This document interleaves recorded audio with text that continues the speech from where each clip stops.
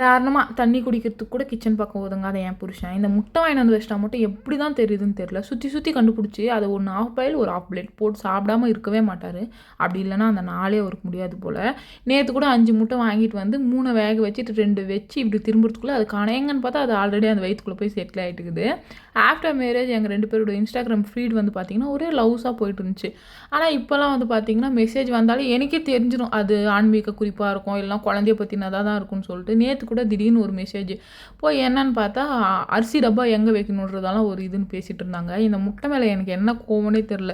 போட்டு ஒரே தேய் தான் கரு வெளியே வந்து விழுந்துருச்சு. அதுக்கப்புறம் ரொம்ப நாளாக நானும் வந்துட்டு கிச்சன் க்ளீன் பண்ணணும்னு நினச்சிட்டே இருந்தேன். ஸோ இந்த அரிசி டப்பாவை காரணமாக வச்சு மொத்த கிச்சனும் டீப் க்ளீன் பண்ணிட்டேன்.